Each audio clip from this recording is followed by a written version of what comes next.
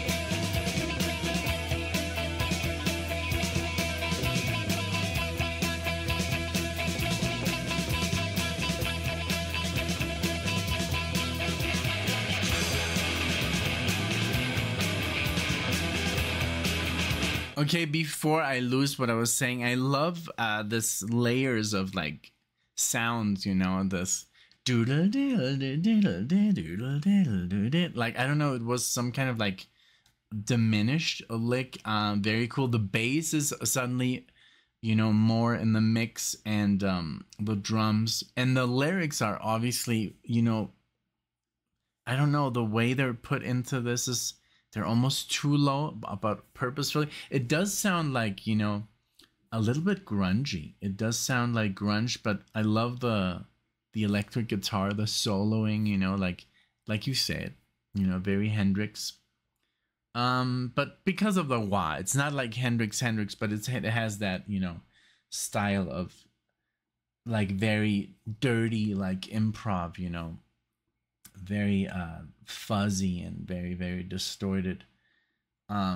Very cool. I like the sound, you know, of the band. It's really, really it's a shame, you know, the monthly listeners like a little bit of 1,000. That's crazy. So it's basically nobody listens to this. So that's what I love about the channel, that, you know, I don't have any crazy there are some channels, unfortunately, they do this, but obviously because they want to grow, or I don't know, super fast, that, yeah, you have to have like 1 million monthly listeners or stuff like that. I mean, most of the bands that we cover on this channel don't have that, you know.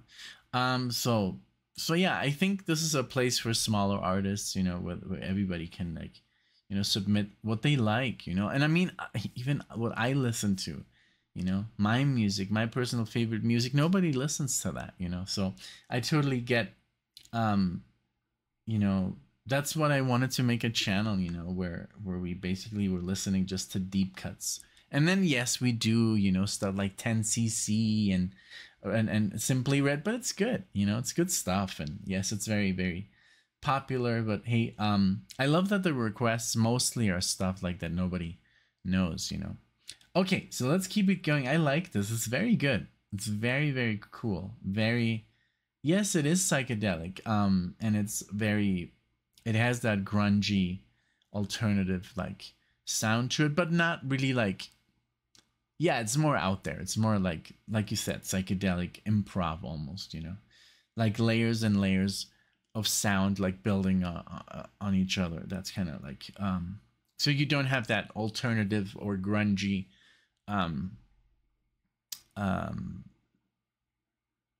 what the word, it like escaped my mind.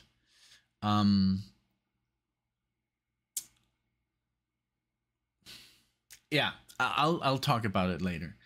The structure. I wanted to talk about the structure. Let's keep going.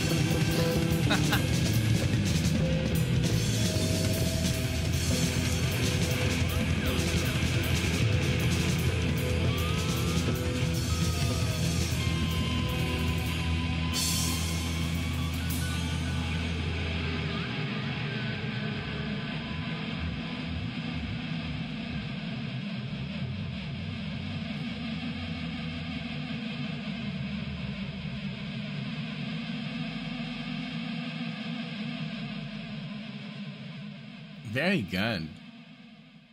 Very different. Oh. All right. Okay. Give me 1 second. No, we're good. We're good. Yeah, what I loved about, and I was imitating here, like, let me know who that is. Oh, okay. You know, let's not do that because it's Steve Harris. I mean, who else? And nobody else does like this, you know, at the audience. He's shooting like the notes, you know, like a rifle. Because you were talking about Bruce Dickinson, and Iron Maiden is one of my favorite bands ever. You know, I grew up with them, and it was when everybody else was listening to grunge and you know, Radiohead, and what else were they listening to? I don't know. Like I was always like, me and some other like 3 guys, we were like the outcasts, you know, of our school. I mean, not really, but we were just like in a different kind of like, we were like vibing against everybody else, but we were not unpopular. We were just like, oh, these like the crazy kids, but we were cool because it was a schooler. The school was tiny in Puerto Vallarta, and while everybody else was listening to rap and you know, like Green Day and stuff like that, you know, and we were listening to Metallica and Megadeth and Iron Maiden and Judas Priest, and we had long hair, and you know, and yeah, and at the end of high school, there were lots of people in our, like, you know, little circle who had joined. Super cool. I love this. This was very cool. I love the progression here. I love the bass that was suddenly like,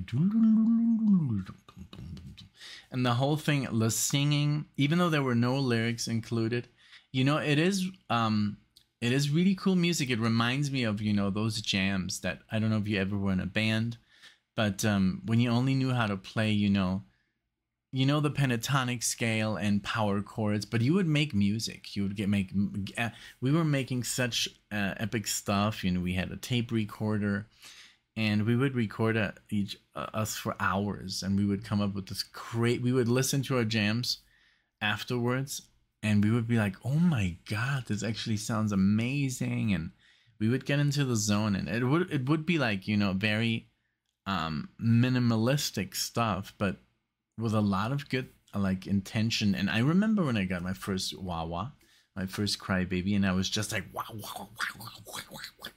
You know, every note was, you know, like that. So I really like this. You know, it sounds experimental. It sounds almost like punk or like post rock, or, you know, stuff like that. Really, really cool. Very interesting. I really appreciate this, VMAX. You know, adding a little bit more to the channel, like a little bit more different stuff. You know, it's it's I like when you guys step out of your safety zone, you know, because it's really easy to, you know, request a song by, let's say, something that everybody loves, you know. It's gonna get thousands of views, and it's gonna be, you know, everybody's gonna be like, man. But sometimes it's kind of nice to go with something completely different and something that nobody knows, and just like, hey, listen to this, and people are like, hey, I like this, you know, I've never heard it, but you were onto something. I kind of like that. I like that, like Alexia and I, we don't look down on, you know, the smaller stuff. And just because it didn't become famous doesn't mean it's not good, you know. So that's literally what I listen to. My music, my personal music that I listen to, nobody listens to that, and he never got famous, he never got popular. It's because it's just different. It is what it is. Again, thank you so much, VMAX. Let me know, everybody else, what do you think about this music? Do you like it? Would you like to listen to more? Let us know. And if you're a fan, hey, welcome. Thank you so much for chiming in, because sometimes these videos are like, oh my god, he reacted to Sundial. I can't believe it. Never thought to see a reaction of Sundial on the channel. Here it is. So again, thank you so much for doing that, for sponsoring the video. I appreciate it. Thank you so much, and I'll see you all in the next one.